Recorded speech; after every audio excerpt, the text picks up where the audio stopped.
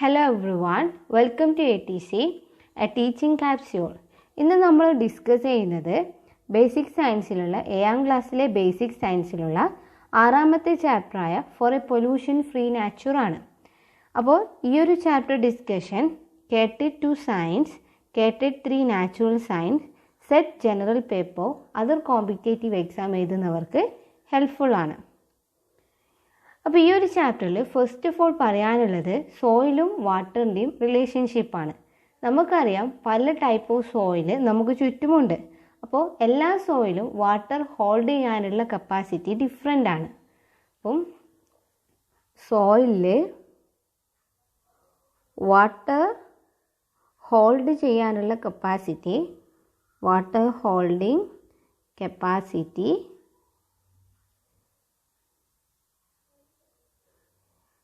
Different ആണ്. For example എടുക്കുകയാണെങ്കിൽ നമ്മൾ സോയിൽ ഫ്രം പാഡി ഫീൽഡ് എടുത്ത് സോയിൽ ഫ്രം പാഡി ഫീൽഡും അതേപോലെ സാൻഡും എടുത്തെന്ന് വിചാരിക്കേ. ഇത് നമ്മൾ രണ്ടും ഈ രണ്ട് സോയിലിലേക്ക് നമ്മൾ വാട്ടർ ഹോൾഡിംഗ് കപ്പാസിറ്റി ചെക്ക് ചെയ്തിട്ടുണ്ടെങ്കിൽ നമുക്ക് കാണാൻ വേണ്ടി പറ്റും പാഡി ഫീൽഡിലുള്ള സോയിലിന് നല്ല രീതിയിൽ വാട്ടർ ഹോൾഡ് ചെയ്യാനുള്ള കഴിവുണ്ട്. അതേ സമയത്ത് സാൻഡിന് അത്രത്തോളം കഴിവില്ല. അപ്പോൾ നമ്മുടെ ചുറ്റിലുള്ള ഓരോ സോയിലും ഓരോ ഡിഫറെൻറ്റ് പ്രോപ്പർട്ടീസാണ് ഷോ ചെയ്യുന്നത്. ഇനി നമുക്ക് സോയിലും ഓർഗാനിക് മാറ്ററിനെ കുറിച്ച് ഡിസ്കസ് ചെയ്യാം. നമുക്കറിയാം സോയിലിൽ ഓർഗാനിക് മാറ്റേഴ്സ് ഉണ്ടെന്ന്. ഈ ഓർഗാനിക് മാറ്റർ ഡീകമ്പോസിഷൻ നടക്കുന്നുണ്ട്. ആരാണ് ഡീകമ്പോസ് ചെയ്യുന്നത്? അതെ, മൈക്രോ ഓർഗാനിസംസ് ആയിട്ടുള്ള എക്സാമ്പിൾ പറയുകയാണെങ്കിൽ ബാക്ടീരിയ, ഫംഗൈ പോലെയുള്ള മൈക്രോ ഓർഗാനിസമാണ് ഡീകമ്പോസ് ചെയ്യുന്നത്. അപ്പോൾ നമ്മൾ സോയിലിൽ ഓർഗാനിക് മാറ്റർ ഉണ്ടോ ഇല്ലയോ നോക്കാൻ വേണ്ടിയിട്ട് നമുക്ക് എന്ത് ചെയ്യാം? ഒരു ടെസ്റ്റ് ചെയ്യാം. ആ ഒരു ടെസ്റ്റിൽ നമ്മൾ യൂസ് ചെയ്യുന്നതാണ് ഹൈഡ്രജൻ പെറോക്സൈഡ്. Hydrogen peroxide. അപ്പോൾ ഹൈഡ്രജൻ പെറോക്സൈഡിൽ ഇപ്പോൾ ഒരു സോയിലിൽ നല്ല ഓർഗാനിക് മാറ്റർ ഉണ്ടെങ്കിൽ ഹൈഡ്രജൻ പെറോക്സൈഡ് പെട്ടെന്ന് തന്നെ ഡിസോസിയേറ്റ് ചെയ്തിട്ട് എന്ത് ഫോം ചെയ്യും? എഫേർവസെൻസ് ഫോം ചെയ്യും. അപ്പോൾ ഈ എഫേർവസെൻസിൻ്റെ ഫോർമേഷന് കാരണം എന്ന് പറയുന്നത് ഓക്സിജനെ അവിടെ പ്രൊഡ്യൂസ് ചെയ്യുന്നുണ്ട്. അതായത് ഹൈഡ്രജൻ പെറോക്സൈഡ് നമ്മൾ സോയിലിൽ ആഡ് ചെയ്താൽ അവിടെ ഓക്സിജൻ പ്രൊഡ്യൂസ് ചെയ്യുന്നുണ്ട്. ഡിസോസ് ചെയ്തിട്ട് ഓക്സിജൻ ഉണ്ടാക്കും. ഈ ഓക്സിജൻ കാരണമാണ് എഫേർവസെൻസ് ഉണ്ടാകുന്നത്. അപ്പോൾ നമ്മൾ ഒരു ടെസ്റ്റ് ട്യൂബ് എടുത്ത് ആ ടെസ്റ്റ് ട്യൂബിലേക്ക് സോയിൽ ആഡ് ചെയ്ത് എന്നിട്ട് നമ്മൾ കുറച്ച് ഹൈഡ്രജൻ പെറോക്സൈഡ് ഇതിലേക്ക് ആഡ് ചെയ്യുന്നു. അങ്ങനെ ആഡ് ചെയ്ത് കഴിഞ്ഞാൽ നമുക്കവിടെ നല്ല എഫേർവസെൻസ് ഫോം ചെയ്യുന്നത് കാണുന്നുണ്ടെങ്കിൽ നമുക്ക് പറയാം ഹൈ ഓർഗാനിക് കണ്ടൻറ്റ് ആ സോയിലിൽ ഉണ്ടെന്ന്. അപ്പോൾ നമ്മുടെ ചുറ്റും പല ടൈപ്പ് ഓഫ് സോയിൽ കാണുന്നുണ്ട്.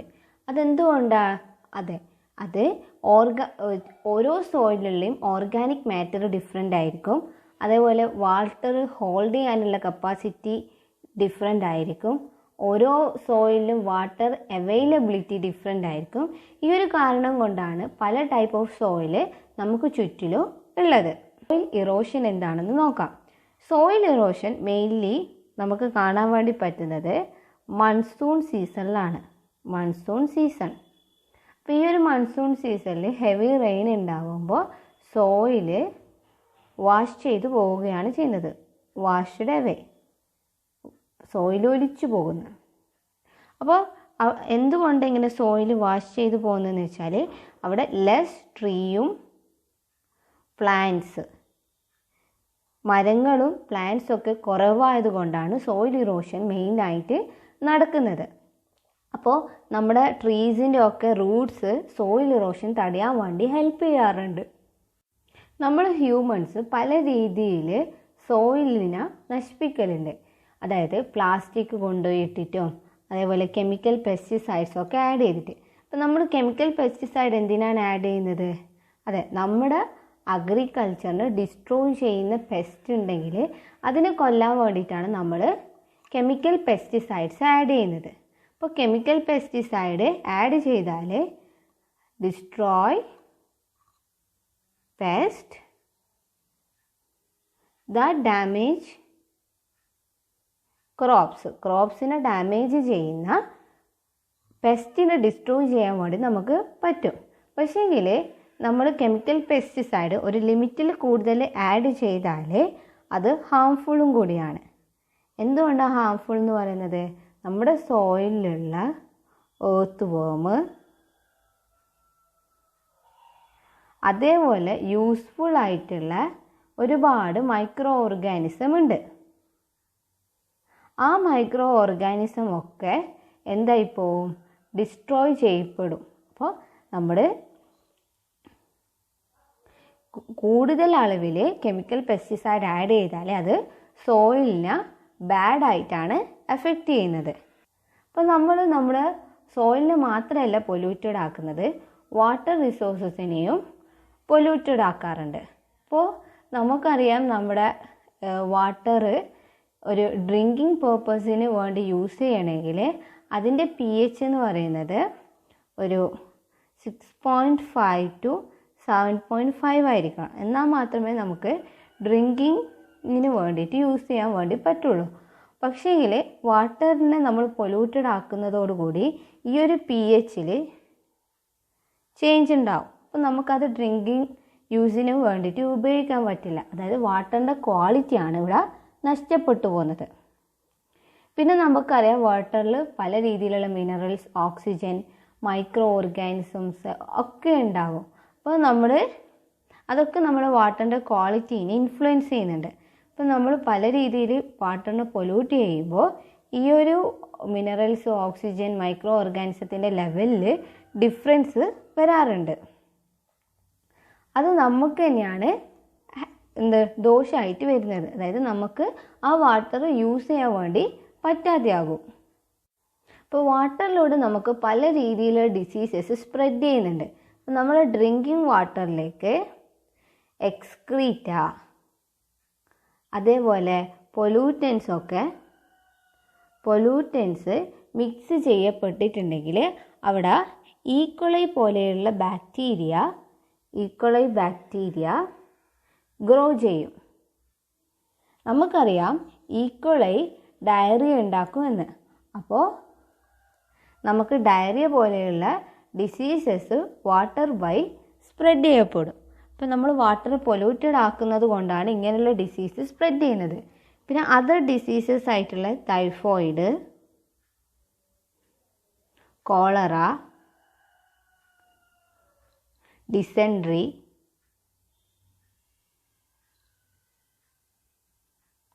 ജോണ്ടൈസ്, ഇതേപോലെയുള്ള ഡിസീസസും ഡ്രിങ്കിങ് വാട്ടർ പൊല്യൂറ്റഡ് ആകുന്നതോടുകൂടി സ്പ്രെഡ് ചെയ്യപ്പെടാറുണ്ട്. നമുക്കറിയാം വാട്ടർ വളരെ പ്രഷ്യസ് ആണ്. അതുകൊണ്ട് തന്നെ നമ്മൾ വാട്ടർ പ്യൂരിഫിക്കേഷന് ഭയങ്കര ഇമ്പോർട്ടൻ്റ് കൊടുക്കുന്നുണ്ട്. അപ്പോൾ നമുക്ക് കുറച്ച് വാട്ടറൊക്കെയാണ് പ്യൂരിഫൈ ചെയ്യാനുള്ളതെങ്കിൽ നമുക്ക് ഈ ഒരു ട്രഡീഷണൽ മെത്തേഡ് യൂസ് ചെയ്യാവുന്നതാണ്. അതായത് ഗ്രാവല്, സാൻഡ്, ചാർക്കോൾ, ഇത് യൂസ് ചെയ്തിട്ട് നമുക്ക് ഇംപ്യൂർ ആയിട്ടുള്ള വാട്ടർ ഇതിലേക്ക് ഒഴിച്ചു കൊടുക്കുക. അന്നേരം ഈ ഗ്രാവലിലൂടെ ട്രാവൽ ചെയ്ത്, സാൻഡിലൂടെ ട്രാവൽ ചെയ്ത്, ചാർക്കോളിലൂടെ ട്രാവൽ ചെയ്തിട്ട് നമുക്ക് ഇവിടെ പ്യുവർ വാട്ടർ ലഭിക്കും. പക്ഷേ ഇത് കുറച്ച് വാട്ടറാണ് ഉള്ളതെങ്കിലാണ് നമുക്ക് ഈ ഒരു മെത്തേഡ് ഫോളോ ചെയ്യാൻ വേണ്ടി പറ്റുന്നത്. ഇപ്പോൾ കുറേ വാട്ടർ നമുക്ക് പ്യൂരിഫൈ ചെയ്യണമെങ്കിൽ നമ്മൾ യൂസ് ചെയ്യുന്നതാണ് വാട്ടർ ട്രീറ്റ്മെൻറ്റ് പ്ലാന്റ്. അപ്പോൾ നമ്മൾ ഇംപ്യൂർ ആയിട്ടുള്ള വാട്ടർ ഒരു പൈപ്പ് വഴി വരുന്നു, ഇംപ്യൂർ വാട്ടർ അത് എയറേറ്ററിൽ പാസ് ചെയ്യും. എയറേറ്ററിൽ നിന്നും ഒരു കൊയാഗുലേറ്ററിലാണ് എത്തുന്നത്. കൊയാഗുലേറ്ററിൽ നിന്നും ക്ലാരിഫ്ലോക്കുലേറ്ററിലെത്തിയിട്ട് ക്ലാരിഫ്ലോക്കുലേറ്ററിൽ എത്തുന്നു. അവിടെ നിന്നും ഫിൽറ്റേഴ്സ് യൂസ് ചെയ്തിട്ട് നമ്മൾ അതിനെ പിന്നെയും ഫിൽറ്റർ ചെയ്യുന്നത്. അപ്പോൾ ഫിൽറ്റർ വഴി നമ്മുടെ വാട്ടർ ട്രാവൽ ചെയ്യുന്നു. നമ്മൾ പിന്നെ അതിനെ ക്ലോറിനേറ്റർ വഴി പാസ് ചെയ്തിട്ട് നമുക്ക് പ്യുവർ വാട്ടർ റിസർവോയറിൽ സ്റ്റോർ ചെയ്യും. ഇങ്ങനെയാണ് നമ്മൾ എന്ത് സംഭവിക്കുന്നത്, വാട്ടർ ട്രീറ്റ്മെൻറ്റ് പ്ലാന്റ് നടത്തുന്നത്. അപ്പോൾ പ്യുവർ വാട്ടർ നമുക്ക് ലഭിക്കുന്നുണ്ട്. അപ്പോൾ നമുക്ക് ഇതിലുള്ള ഓരോ സ്റ്റേജസിനെ കുറിച്ചും ഡീറ്റെയിൽഡ് ആയിട്ട് നോക്കാം. അപ്പോൾ നമ്മൾ പറഞ്ഞു സ്റ്റെപ്സ്. അപ്പോൾ ഇതാണ് സ്റ്റെപ്സ്. മെയിൻലി 6 സ്റ്റെപ്സ് ആണുള്ളത്. ഒന്നാമത്തത് aeration, 2 coagulation, 3 ക്ലാരിഫ്ലോക്കുലേഷൻ, 4 filtration, 5 chlorination, 6 storage. അപ്പോൾ ആദ്യം നമുക്ക് എയറേഷൻ എന്താണെന്ന് നോക്കാം. എയറേഷൻ എന്ന് പറയുന്നത് നമ്മൾ വാട്ടറിനെ എയറുമായിട്ട് മിക്സ് ചെയ്യുന്ന process of mixing air with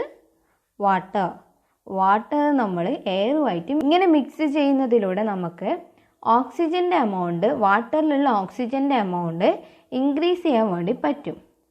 oxygen increases in വാട്ടറിലുള്ള ഓക്സിജന് ഇൻക്രീസ് ചെയ്യുന്നു. അങ്ങനെ എയറേഷൻ കഴിഞ്ഞാൽ നമ്മൾ പറഞ്ഞിട്ടുണ്ട്, ഇതാണ് എയറേഷൻ നടത്തുന്നത്. എയറേറ്ററിലാണ് നമ്മൾ എയറേഷൻ ചെയ്യുന്നത്. എയറേറ്ററിലൂടെ എയറേഷൻ നടത്തി കഴിഞ്ഞാൽ പിന്നീട് കൊയാഗുലേറ്ററിലാണ് എത്തുന്നതെന്ന് പറഞ്ഞു. അപ്പോൾ ആ ഒരു പ്രോസസ്സാണ് കൊയാഗുലേഷൻ എന്ന് പറയുന്നത്. അപ്പോൾ ഇതൊരു ഇമ്പോർട്ടൻറ്റ് സ്റ്റെപ്പാണ്. കൊയാഗുലേഷൻ എന്ന് പറയുന്നത് ഇമ്പോർട്ടൻറ്റ് സ്റ്റെപ്പാണ് വാട്ടർ പ്യൂരിഫിക്കേഷനിൽ. ഇവിടെ നടക്കുന്നതെന്ന് വെച്ചാൽ നമ്മുടെ വാട്ടറിൽ കുറേ സോളിഡ് മാറ്റേഴ്സ് ഉണ്ടാവുമല്ലോ. ആ സോളിഡ് മാറ്റേഴ്സിനെ സെഡിമെൻ്റ് ചെയ്യാൻ വേണ്ടി ഹെൽപ്പ് ചെയ്യുന്നുണ്ട്. അപ്പോൾ ഇതിൽ നടക്കുന്ന ഒന്നാണ് സെഡിമെൻറ്റേഷൻ ഓഫ് സോളിഡ് മാറ്റർ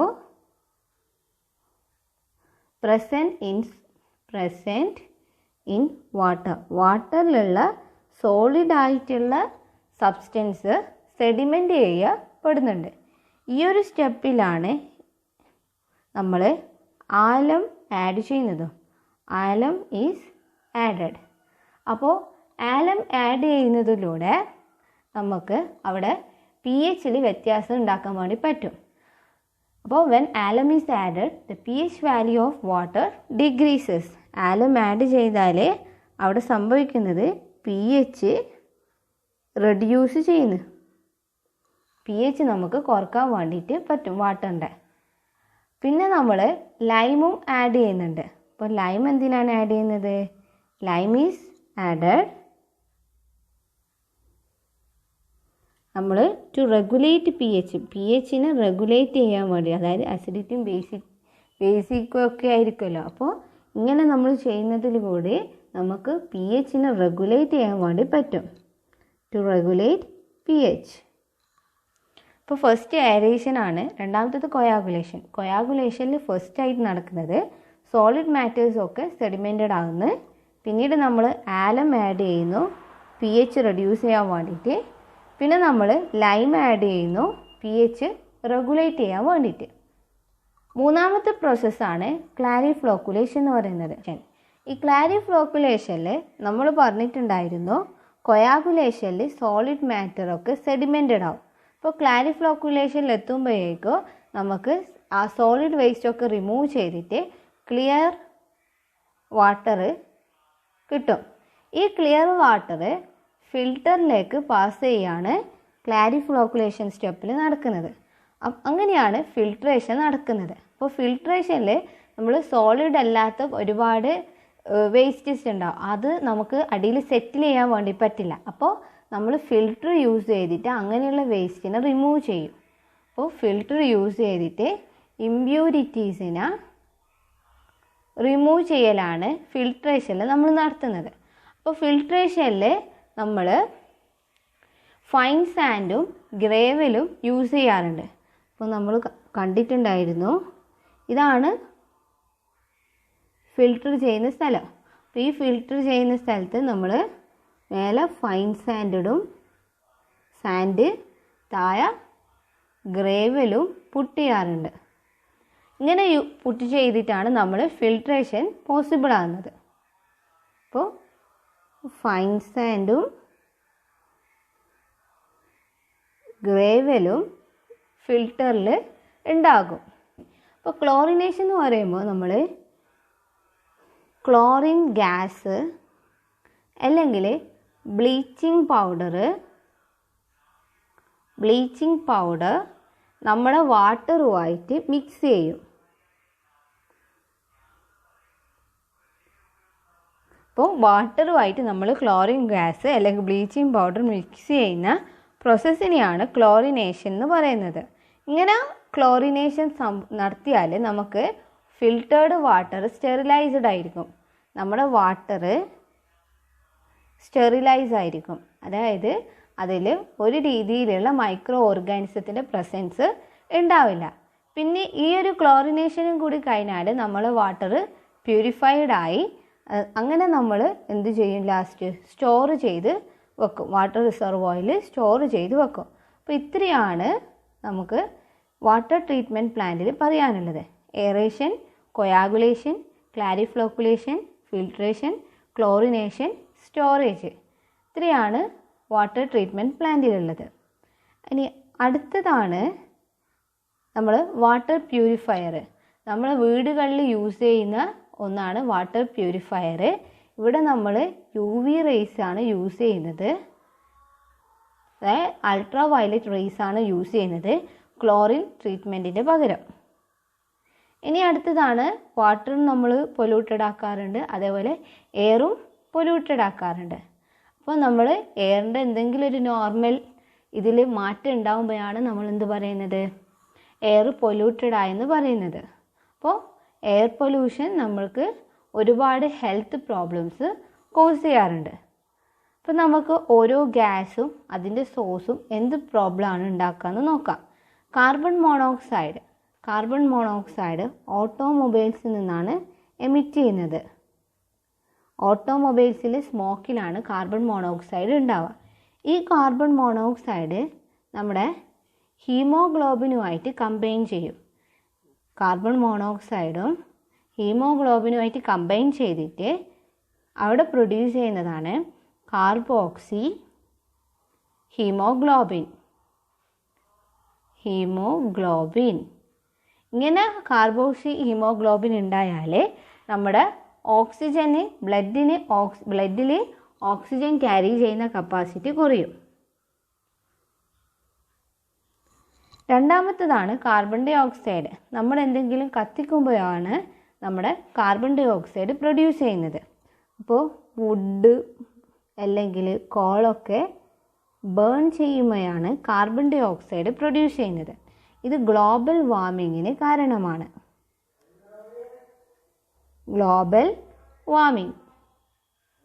അടുത്തത് സൾഫർ ഡൈ ഓക്സൈഡ് ഫാക്ടറീസിൽ നിന്നാണ് പ്രൊഡ്യൂസ് ചെയ്യുന്നത്. ഈ സൾഫർ ഡൈ ഓക്സൈഡ് നമ്മുടെ കണ്ണിന് ഇറിറ്റേഷനും അതേപോലെ ലങ് ക്യാൻസർ, ആസ്മയൊക്കെയാണ് ഉണ്ടാക്കുന്നത്. അപ്പോൾ irritation to eyes, lung cancer, asthma, ഇതൊക്കെയാണ് സൾഫർ ഡൈ ഓക്സൈഡ് ഉണ്ടാക്കുന്നത്. അടുത്തത് ഓക്സൈഡ്സ് ഓഫ് നൈട്രജന് ഓട്ടോമൊബൈൽസ്,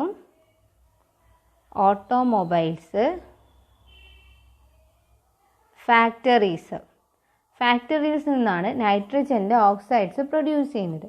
ഇത് ആസിഡ് റെയിനിന് കാരണമാകുന്നുണ്ട്. അപ്പോൾ ഈ ഒരു ചാപ്റ്ററിൽ ഇത്രയാണ് പറയാനുള്ളത്. അപ്പോൾ ഈ ഒരു ചാപ്റ്റർ മനസ്സിലായോ നോക്കാൻ വേണ്ടിയിട്ട് കുറച്ച് മോക്ക് ക്വസ്റ്റ്യൻ കൊടുത്തിട്ടുണ്ട്, അത് ചെയ്ത് നോക്കാം. അപ്പോൾ ഫസ്റ്റ് ക്വസ്റ്റ്യൻ എന്ന് പറയുന്നത് acid rain is caused by. Acid rain എന്തു കാരണം കൊണ്ടാണ് കോസ് ചെയ്യുന്നത്? കാർബൺ മോണോക്സൈഡ് ആണോ, കാർബൺ ഡൈ ഓക്സൈഡ് ആണോ, സൾഫർ ഡൈ ഓക്സൈഡ് ആണോ, ഓക്സൈഡ്സ് ഓഫ് നൈട്രജൻ ആണോ? അതെ, നമ്മളിപ്പം പഠിച്ചിട്ടുണ്ടായിരുന്നു ഓക്സൈഡ്സ് ഓഫ് നൈട്രജൻ ആണ് എന്ത് കോസ് ചെയ്യുന്നത്? ആസിഡ് റെയിൻ കോസ് ചെയ്യുന്നത്. അതുകൊണ്ട് തന്നെ ഓപ്ഷൻ ഡി ആണ് ഇവിടെ കറക്റ്റ് ആയിട്ടുള്ള ആൻസർ. അടുത്ത ക്വസ്റ്റ്യൻ നോക്കിയേ. Alum is added in which step of water treatment. നമ്മൾ വാട്ടർ ട്രീറ്റ്മെൻറ്റ് പ്ലാന്റിൽ നമ്മൾ പറഞ്ഞിട്ടുണ്ടായിരുന്നു ആലം ആഡ് ചെയ്യുന്നത്. എന്തിനായിരുന്നു ആലം ആഡ് ചെയ്യുന്നത്? അത് pH റെഡ്യൂസ് ചെയ്യാൻ വേണ്ടിയിട്ടാണ് നമ്മൾ ആലം ആഡ് ചെയ്യുന്നത്. അപ്പോൾ വാട്ടർ ട്രീറ്റ്മെൻറ്റ് പ്ലാന്റിൻ്റെ ഏത് സ്റ്റെപ്പിലാണ് ആലം ആഡ് ചെയ്യുന്നത്? Coagulation, clariflocculation, filtration, chlorination. അതെ, കൊയാഗുലേഷൻ സ്റ്റെപ്പിലാണ് നമ്മൾ ആലം ആഡ് ചെയ്യുന്നത്. അതുകൊണ്ട് തന്നെ നമുക്ക് പറയാം ഓപ്ഷൻ എ ആണ് കറക്റ്റ് ആയിട്ടുള്ള ആൻസർ എന്ന്. അപ്പോൾ ഇത്രയാണ് ഈ ഒരു ചാപ്റ്ററിൽ പറയാനുള്ളത്. ഈ ഒരു ചാപ്റ്റർ ഡിസ്കഷൻ ഇഷ്ടപ്പെട്ടിട്ടുണ്ടെങ്കിൽ ലൈക്കും ഷെയറും സബ്സ്ക്രൈബും ചെയ്യാം. That's all for today. Thank you everyone.